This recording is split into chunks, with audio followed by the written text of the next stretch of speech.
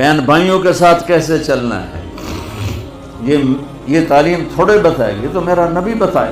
میرے نبی کے در سے یہ خزانہ ملتا ہے کہ آپ ایک اچھے انسان نظر آؤ. یہ خزانہ در مصطفیٰ سے ملتا ہے اور کہیں سے نہیں ملتا. عرب میں بیٹیوں کو زندہ دفن کیا جاتا تھا. میرے نبی نے فرمایا جس کو اللہ نے 3 بیٹیاں دیں اس نے ان کو ڈولی میں بٹھایا تو جنت میں یوں ہو جائے گا. سبحان اللہ. یعنی یہ میں ہوں اور یہ میرا امتی، 3 بیٹیاں.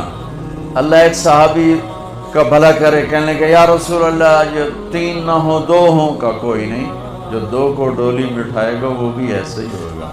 ایک کا اللہ بھلا کرے، کہنے کہ یا رسول اللہ ایک ہی ہو، اگلا کام ہی کوئی نہ ہوئے. پھر آپ نے کہا جو ایک کو ڈولی میں بٹھائے گا وہ بھی جنت میں یوں ہو جائے گا. 10 بیٹوں کی شادی کرو، 10 بیٹوں کی شادی کرو، 10 بیٹوں کی شادی کرو، اجر ہے، جنت کا وعدہ کوئی نہیں. ایک بیٹی کو ڈولی میں بٹھا دو تو میرا نبی کہتا ہے جنت نہیں، یوں ہو جائے گا، یوں ہو جائے گا. یہ زندگی کون سکھائے گا؟ میرا نبی سکھائے گا، میرے نبی سکھائیں. ہمارے تو پورے ملک میں بیٹیوں کے لیے وراثت میں کوئی حصہ نہیں، سب کچھ بھائی کھا جاتے ہیں. اور ہمارے ذمہ داروں میں بڑا ظلم ہے، نوکرانیوں سے جیلی انگوٹھے لگوا کے زمین پہ قبضہ. اور وہ بہنیں بھی اتنی صبر والی ہیں، وہ چپ کر کے سہ جاتی ہیں، ایک لفظ نہیں بولتی. کبھی کبھی کہیں کوئی آواز سننے کو ملتی ہے کہ کوئی کیس کوس کروا لیے، ورنہ وہ بیچاری صبر سے کڑوا گھونٹ پی کے چلی جاتی ہیں. میرے نبی نے بیٹیوں کی وراثت رکھی، میرے رب نے بیٹیوں کی وراثت رکھی. اور وراثت نہ دینا بیٹی کو، بہن کو، یہ اتنی بڑی چوری ہے جتنا کسی گھر میں جا کے چوری کرنا، کسی بینک میں جا کے ڈاکہ ڈالنا. میں نے جن استاد محترم سے قرآن پڑھا، تفسیر پڑھی، میں ان کے پاس شہد کی بوتل لے کر گیا.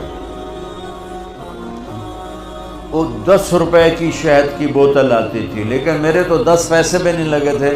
اپنا جو میرے آموں کا باغ تھا اسے اتروا کے لے گئے. کہا استاد جی آپ کے لیے شہد لائے ہوں. کہاں سے لائے ہو؟ میں نے کہا جی میرے اپنے باغ کا ہے. میرے والدین زندہ تھے اس وقت. میں نے کہا جی میرے اپنے باغ کا ہے. اب میرے استاد کا سوال سننا. فرمانے لگے تیرے باپ نے اپنی بہنوں کو زمین میں سے حصہ دیا تھا؟